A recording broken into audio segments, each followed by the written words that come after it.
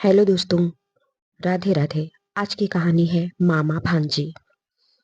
रात के 2 बज रहे थे। अरविंद जी गहरी नींद में सो रहे थे। तभी फोन की घंटी बजी। फोन की घंटी सुनकर उनकी पत्नी अलका भी जाग गई। इतनी रात किसका फोन आया होगा? अरविंद जी ने उठकर ऐनक लगाया और फोन देखा। किसी अनजाने नंबर से फोन था। उन्होंने फोन उठाया। दूसरी तरफ से एक भारी भरकम आवाज में किसी ने कहा, आप सुमन जी के रिश्तेदार हैं? अरविंद जी ने कहा, हाँ जी, मैं उनका भाई बोल रहा हूँ। क्या बात है? आप कौन हैं? दूसरी ओर से वह व्यक्ति बोला, मैं इंस्पेक्टर बोल रहा हूँ, गोलगंज थाने से। आपकी बहन और जीजा का एक्सीडेंट हो गया है। उनकी कार एक ट्रक से टकरा गई है। एक छोटी बच्ची जो अपना नाम काव्या बता रही है, वह हमारे पास है। आप जल्दी से हॉस्पिटल आ जाइए। यह सुनते ही अरविंद जी के हाथ से फोन छूट गया। उन्होंने अलका को सारी बात बताई। वे दोनों जल्दी से तैयार होकर हॉस्पिटल पहुंचे। वार्ड के बाहर एक बेंच पर एक लेडी कांस्टेबल के साथ काव्या बैठी रो रही थी। अलका ने उसे संभाला। अरविंद जी अंदर गए। वहां इंस्पेक्टर और डॉक्टर दोनों खड़े थे।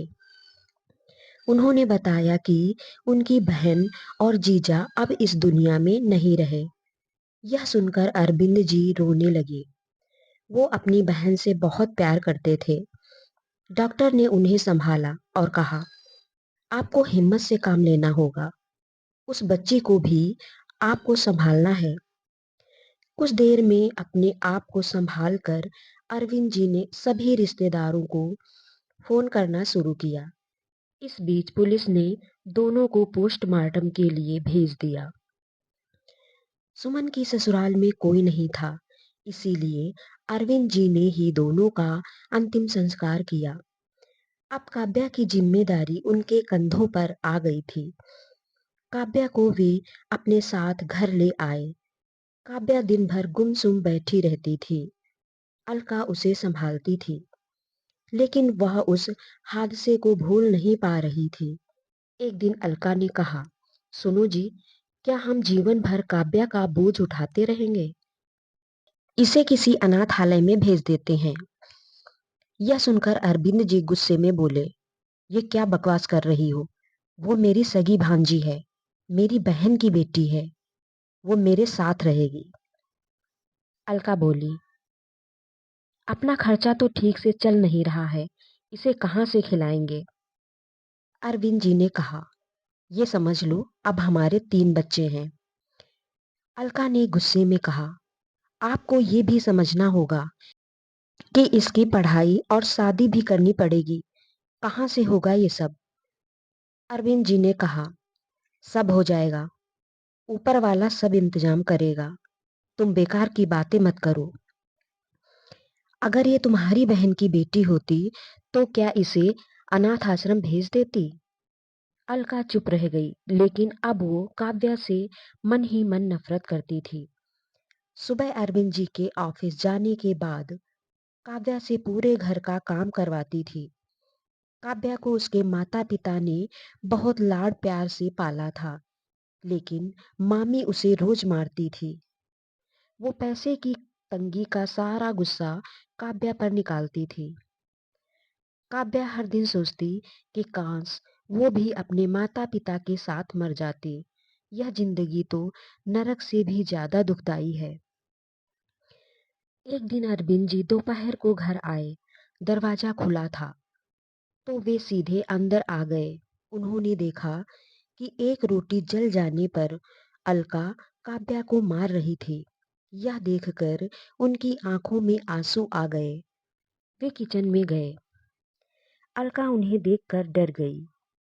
उसने कहा, खाना मैं बना रही थी, जरा फोन आ गया तो इसे एक रोटी सेकने को कहा, इसने उसे भी जला दिया। काव्या के सब्र का बांध टूट चुका था। वो बोली, मामा जी, मुझे अनाथ आश्रम में छोड़ आइए। मैं यहाँ नहीं रहना चाहती। मामी मुझसे सारा काम करवाती है और हर दिन कम से कम 2 बार मुझे मारती है। इससे तो अच्छा होता मैं भी मर जाती। अलका अंदर से डंडा लेकर आई। अब झूठ बोलकर हम दोनों में लड़ाई करवाना चाहती है? रुक, मैं तुझे बताती हूँ। अरविंद जी की आंखों से आंसू बह रहे थे। वे बोले, खबरदार जो इसे हाथ भी लगाया। बेटी मुझे माफ कर दे। आज मेरी बहन भी मुझे कोस रही होगी। तू चल मेरे साथ, अपने कपड़े एक बैग में लगा ले। अलका बहुत खुश हो गई। हाँ हाँ ठीक है, इसे अनाथ आश्रम में छोड़ आओ, मैं भी चैन से रहूंगी। अरविंद जी बोले, अब तुम चैन से रहो, हम जा रहे हैं। कुछ देर बाद दोनों घर से निकल गए। काव्या रो रही थी। अरविंद जी सीधे रेलवे स्टेशन पहुंच गए। काव्या बोली, मामा जी, क्या अनाथ आश्रम दूसरे शहर में है? अरविंद जी बोले, नहीं बेटी, अब हम किसी अनाथ आश्रम में नहीं जा रहे हैं। मेरे गांव में एक छोटा सा मकान है, हम वहीं रहेंगे। मैं तेरे साथ रहूंगा। उसके बारे में तेरी मामी को भी कुछ नहीं पता। मैंने भी तेरे साथ वो घर छोड़ दिया। जहां इंसानों की कद्र नहीं, वहां मैं नहीं रह सकता। अब बस मेरी जिंदगी का मकसद तेरा पालन पोषण करना है। काव्या यह सुनकर बोली, लेकिन मामा, मामी का क्या होगा? अरविंद जी बोले, बेटी, उसे एहसास होने दे कि जब कोई अकेला रह जाता है तो उस पर क्या बीतती है। वैसे उसके मायके वाले उसे संभाल लेंगे, तू चिंता मत कर। काव्या ने कहा, मामा, मेरे कारण आपको भी परेशानी उठानी पड़ रही है, मुझे कहीं छोड़ आइए।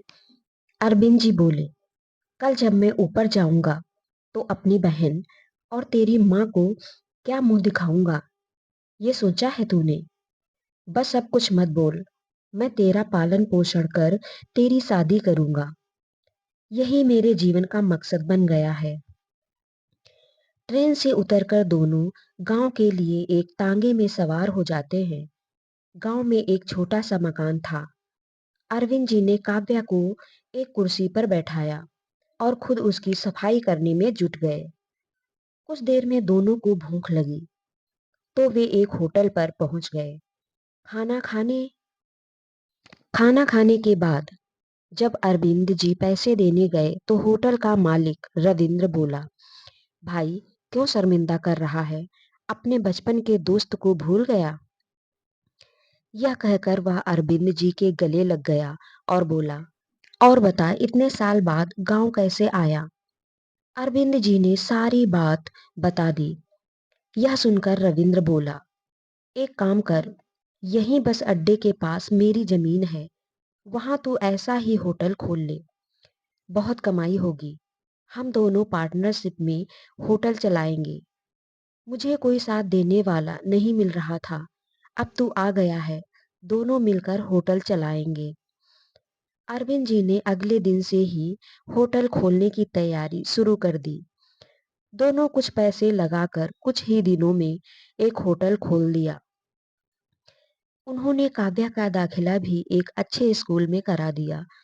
दोपहर को काव्या को स्कूल से लेकर होटल पर पहुंच जाते। रात तक अरविंद जी होटल चलाते और काव्या पढ़ती रहती थी। इसी तरह समय बीत रहा था। अरविंद जी ने अब कुछ पैसे जोड़ने शुरू कर दिए थे। उन्हें काव्या की शादी भी करनी थी। काव्या कभी उदास होती, उसे अपने माता पिता की याद आती तो अरविंद जी उसे समझाते। फिर वह सोचती कि मामा ने मेरे लिए अपना परिवार छोड़ दिया। यह सोचकर वह सब कुछ भूल जाती। उसके सिर पर एक छत तो है। मामा की छत्र छाया में उसका पालन पोषण अच्छे से होने लगा। धीरे धीरे समय बीत गया। काव्या अब बड़ी हो गई। एक दिन रविंद्र ने अरविंद से कहा, भाई, अगर बुरा मत माने तो एक बात कहूँ। मैं अपने बेटे के लिए काव्या का हाथ मांगता हूँ। मेरा बेटा शहर में डॉक्टर बन गया है। मैं चाहता हूँ कि हम इस दोस्ती को रिश्तेदारी में बदल दें। अरविंद जी बहुत खुश हुए। उन्होंने काव्या से बात की, लड़के लड़की को मिलवाया। दोनों ने एक दूसरे को पसंद कर लिया। शादी की तैयारी शुरू हो गई। रविंद्र ने शर्त रखी थी कि वह दहेज नहीं लेगा। इसलिए अरविंद जी शादी में अच्छे से दावत और मेहमानों की आवभगत, उनके स्वागत की तैयारी करने लगे। एक दिन वे होटल पर पैसे गिन रहे थे, तभी किसी ने उन्हें पुकारा। कैसे हैं आप? उन्होंने पलटकर देखा तो सामने अलका खड़ी थी। बहुत कमजोर थी। सफेद बाल उसके काले बालों के बीच में से झांक रहे थे। चेहरा मुरझाया हुआ था। एक पुरानी सी धोती पहने वह एक सूटकेस लिए उनके सामने खड़ी थी। उसकी आंखों में आंसू थे। अरविंद जी बोले, अरे अलका, तुम? यहाँ का पता तुम्हें किसने दिया? अलका बोली, तुमने सभी रिश्तेदारों को शादी का कार्ड भेजा, उसमें से ही किसी ने मुझे तुम्हारा पता बता दिया। मुझे माफ कर दो। मेरी एक गलती की इतनी बड़ी सजा तुमने दे दी।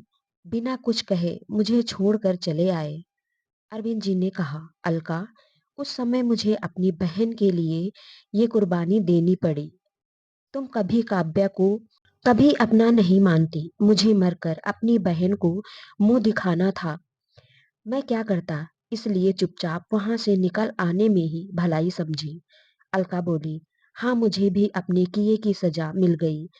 तुम्हें ढूंढने के बाद जब तुम्हारा कोई पता नहीं मिला तो मैं अपने मायके चली गई। वहां मेरे भैया भाभी ने मेरे साथ वही व्यवहार किया जो मैंने काव्या के साथ किया था।